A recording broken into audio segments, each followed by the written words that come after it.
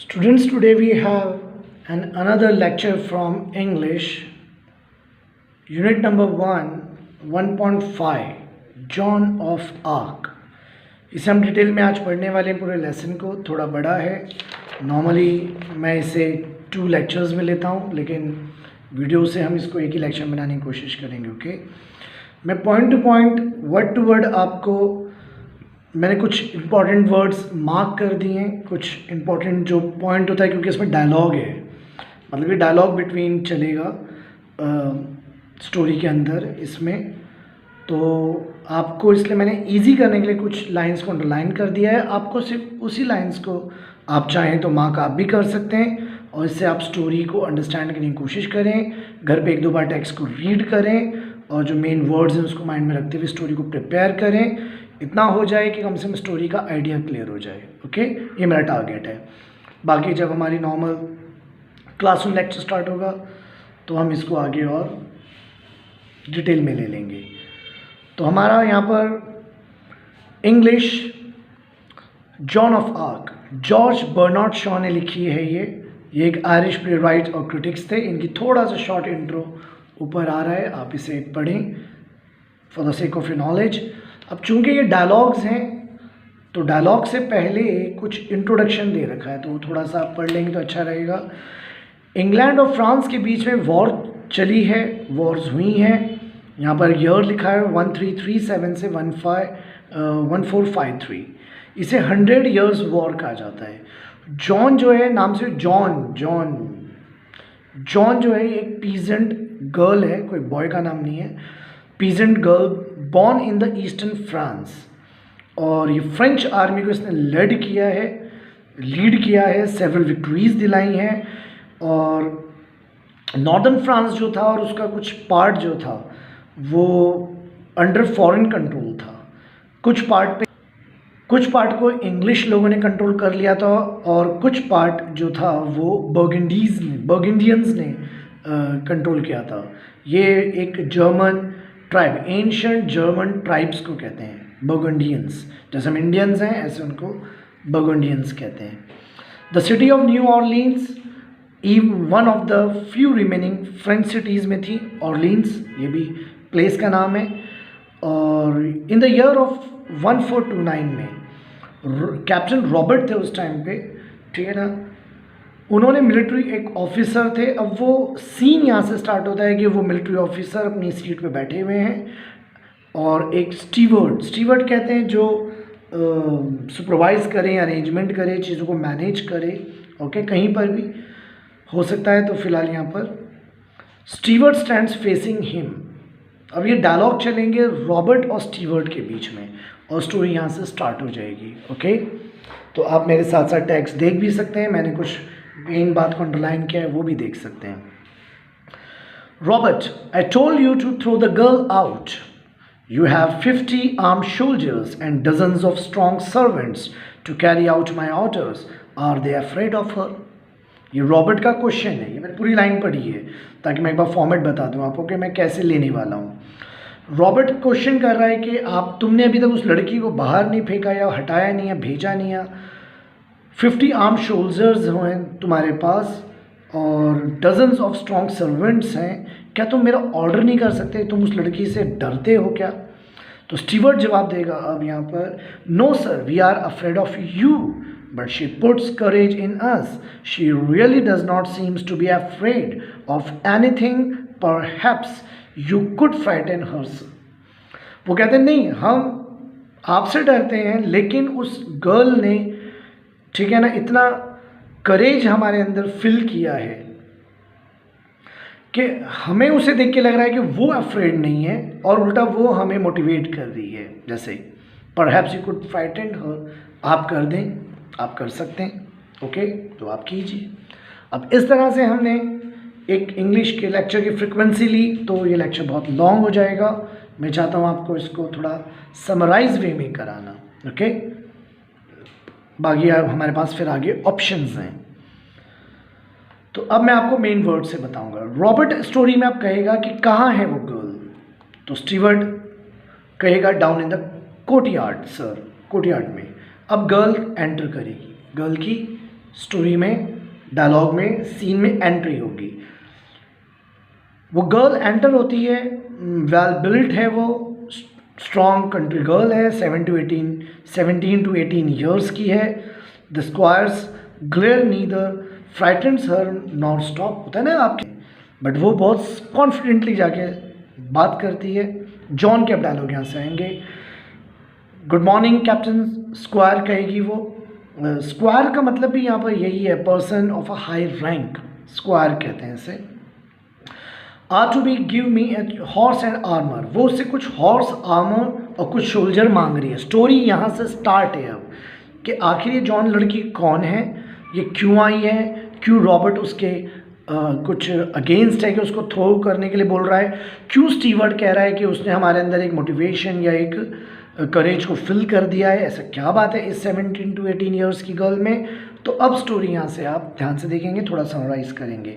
तो वो कहती है कुछ सोल्जर्स मुझे दे दो और मेरे साथ कुछ आर्मर दे दो, हॉर्सेस दे दो और मुझे डॉफिन्स के पास भेज दो। डॉफिन के बारे में आएगा। डॉफिन oldest son of the king होता है फ्रांस में। फ्रांस में जो किंग का बेटा किंग बनता है, तो जो ओल्डेस्ट होता है, जो किंग का बेटा किंग बनता है, उसे डॉफिन्स कहते हैं। रॉबर्ट कहता है उस गर्ल को, अब मैं बाबा रॉबर्ट, स्टीवर्ट, जॉन ये नहीं बोलूँगा, ठीक है, ये आपका होमवर्क रहेगा, मैं आपको समराइज़ करूँगा, ओके, ताकि हमारा लेक्चर एक 15 to 20 मिनट्स में हो जाए। द गर्ल इज़ मैड, मतलब लड़की पागल है। ब्लॉक हेड मतलब स्टूपिड पर्सन, कहता है वो उसको। सर डू नॉट एंगर हर, कहता है आप गुस्सा ना करें, स्टीवर्ट कहेगा। Give her what she wants, वो गर्ल जो चाह रही है आपसे, वो गर्ल जो आपसे मांग रही है, आप उसे दे दीजिए।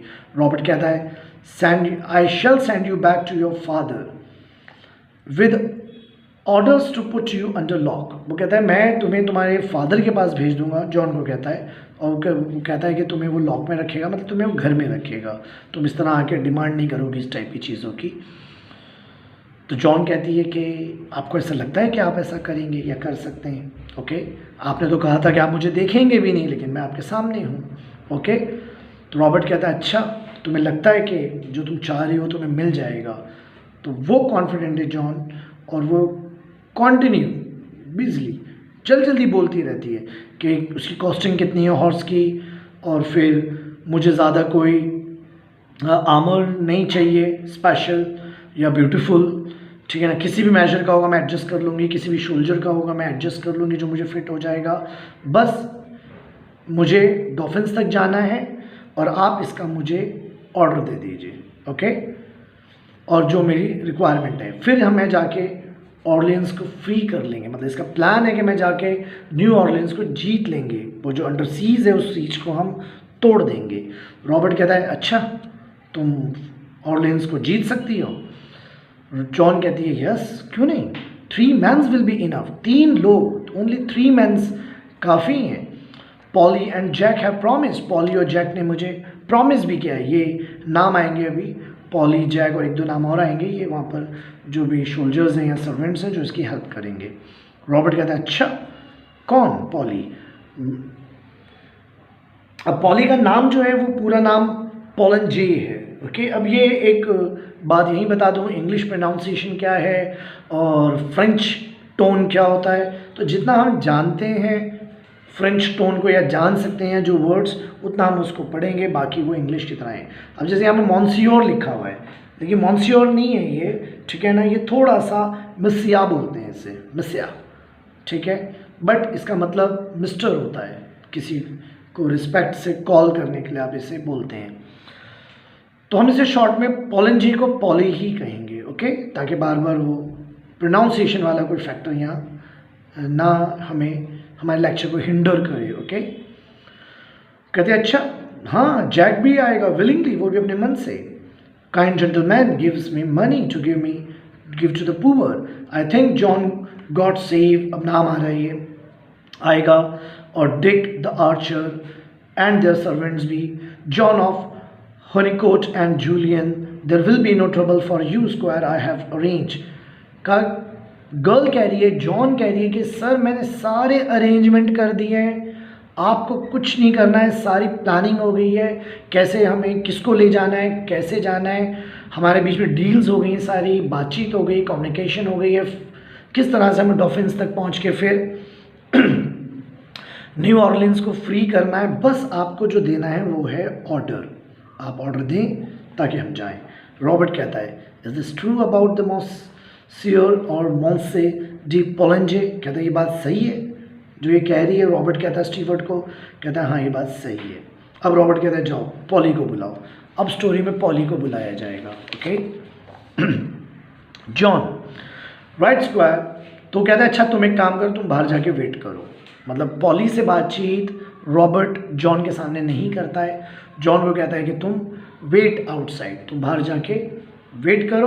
वो कहती है राइट मैं जाती हूँ। रॉबर्ट गो विद हर, वो स्टीवर्ट बोलता है इसके साथ जाओ। ओके और ज़रा इस पर निगाह रखना। ओके आई ऑन हर, निगाह रखना। अब स्टोरी में होगा कि पोलेंजे जो है ये एक फ्रेंच गार्ड है, जो मैंने बताया था गार्ड है, एंटर करेगा, सैल्यूट करेगा और खड़ा हो जाएगा स्ट्रेट। रॉबर्ट उससे अब क्वेश्चन करेगा। शी सेज मतलब जॉन कह रही है कि Jack and Dick have offered to go with her, ये जाना चाहते हैं इसके साथ। ठीक है, ये कैसा एक क्रेजी आइडिया है। पोलेंजे कहता है something about her it may be worth trying. कहते हैं सर सच में क्रेजी तो है लेकिन वर्थ ट्राइंग है, मतलब इसको ट्राई किया जा सकता है। रॉबर्ट कहेगा पॉली को, क्या तुम अपने माइंड में नहीं हो या तुम सोच समझ के बोल रहे हो कि तुम बोल क्या रहे हो? ठीक है ना, क्या ये पॉसिबल है जो तुम बातें कर रहे हो? अब पॉली कहेगा what is wrong with it, इसमें गलत क्या है?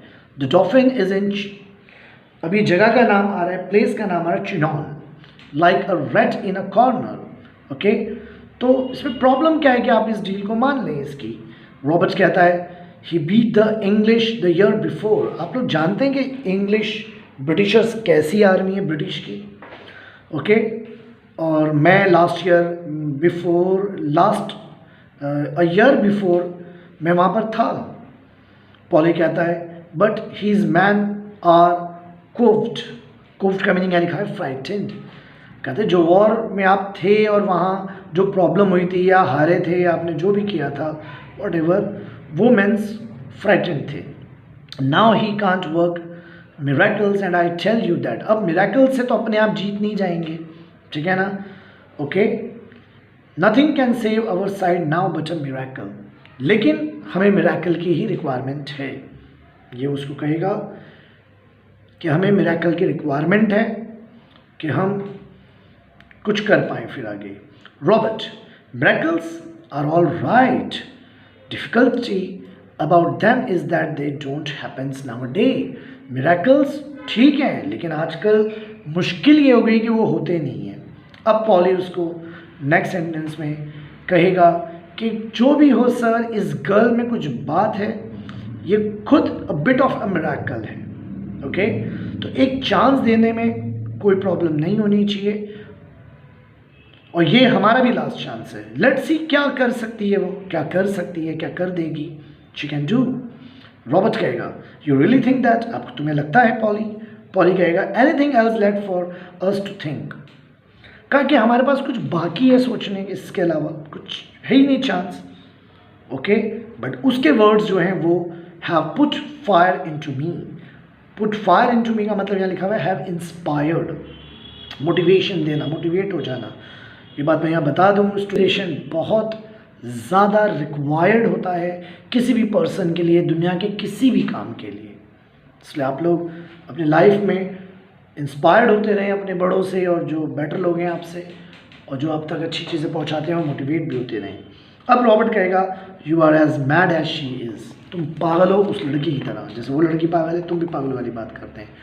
पॉली कहेगा we want a few mad people now, हमें पागल लोग ही चाहिए।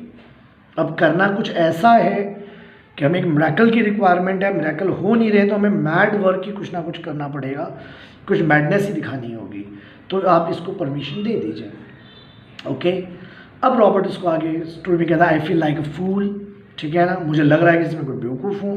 तो पॉली उसका रिप्लाई देता है कि I feel sure enough to take her to Chinon unless you stop me. कहता मैं इसे वहाँ पहुँचा दूंगा उस प्लेस तक, मैं डॉल्फिन तक ले जा सकता हूँ, लेकिन आप अगर रुकेंगे तो मुश्किल है, लेकिन आप परमिशन दे दें। डू यू थिंक, तुम्हें लगता है कैसा हो जाएगा? जॉन कम अप, ठीक है ना। वो कहता ठीक है। तो पॉली जाएगा और जॉन को बुलाएगा। पॉली बी सीटेड जॉन, बैठ जाओ। अब रॉबर्ट थोड़ा सा उसका इंटरव्यू टाइप ले रहा है यहाँ पर। व्हाट इज़ योर नेम, जल्दी जल्दी आ रहा है तो ले लीजिए आप ये सब। जॉन कहेगी कि कॉल मी जेनी इन लॉरेन, लॉरेन जगह का नाम है, इन फ्रांस मुझे कहते हैं, और जॉन मुझे soldiers, I am a Joan, और शोल्जर्स मुझे मेज भी कहते हैं। कितने साल की हो? कहता है कहती है 17, इट माइट बी 19 हो सकती है, मुझे याद नहीं। ओके, टिपिकल गर्ल्स की तरह। Okay, Robert raising a siege, तुम्हें मालूम है कि तुम वो जो रेजिंग अ सीज का मतलब यहाँ पर लिखा हुआ है सराउंडिंग, मतलब सीज कहते हैं कोई बंदिश कर देना, कोई जगह पर कोई घेर लेना को कहते हैं इंग्लिश में सीज। तो surround from all the sides and attacks removing the forces surrounding a palace, मतलब एक घेराबंदी कर ली है, घेर लिया है प्लेस को, पैलेस को, तो उसको तोड़ के वहाँ जाना इतना आसान नहीं है।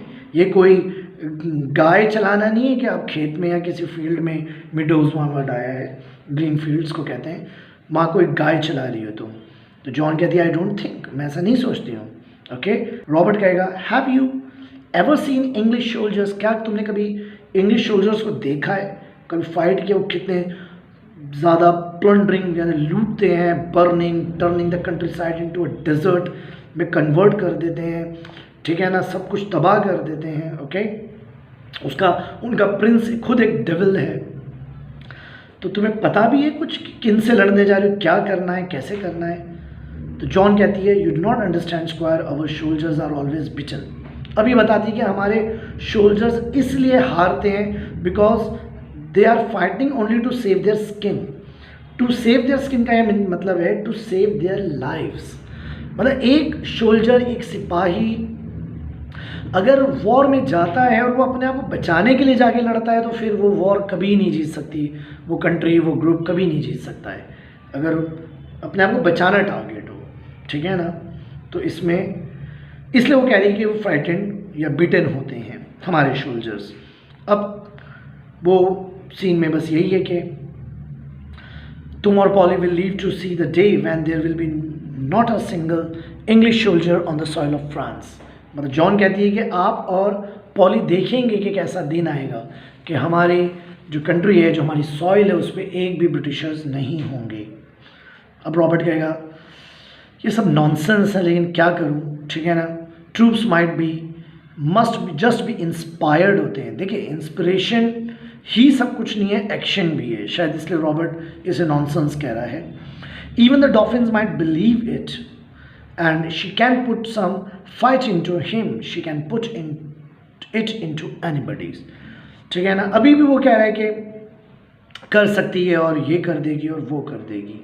रॉबर्ट टर्निंग टू जॉन कहेगा ठीक है, योर ऑर्डर्स आर, तुम्हारा ऑर्डर ये है। अब ये ऑर्डर तो दे रहा है ना रॉबर्ट, तो रॉबर्ट ऑर्डर देगा you are to go to Chinon under the escort of this gentleman. Escort कहते हैं साथ देने को, एस्कॉर्ट कहते हैं किसी की सेफ्टी के साथ किसी को कहीं पहुंचाने को भी इंग्लिश में एस्कॉर्ट कहा जाता है। तो कहा ठीक है, ऑर्डर ये है कि तुम चिनॉन जाओ, ये लोग तुम्हें एस्कॉर्ट करेंगे और इसके 3 फ्रेंड्स।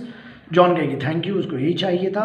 रॉबर्ट कहता है I will send her to Chinon, मैं भेज रहा हूँ उसे वहाँ। She can say I send her, वो वहाँ जाके कह सकती है कि मैंने भेजा है। लेट कम वॉट मे, देखो क्या होता है, I can do no more, इससे ज़्यादा मैं कुछ नहीं करूँगा। पूछेगी व्हाट एंड द ड्रेस, और ड्रेस का है तो I may have a soldier's dress squire, क्या मैं किसी शोल्जर का ड्रेस ले लूँ? रॉबर्ट कहेगा ले लो भाई, अब तो ऑर्डर दे दिया है। I wash my hands of it, अब मेरा इससे कोई लेना देना नहीं। आई वॉश माई हैंड मतलब I am not responsible. Robert कहेगा goodbye old man, I am taking a big chance, मैं एक चांस ले रहा हूँ। Few other mens would have done it but as you say, कुछ लोगों ने किया है लेकिन तुम कह रहे हो कि इस लड़की में कोई बात है, ये कर सकती है। तो लास्ट में पॉली यही रिप्लाई देगा yes, There is something about her. Goodbye, George Bernard Shaw.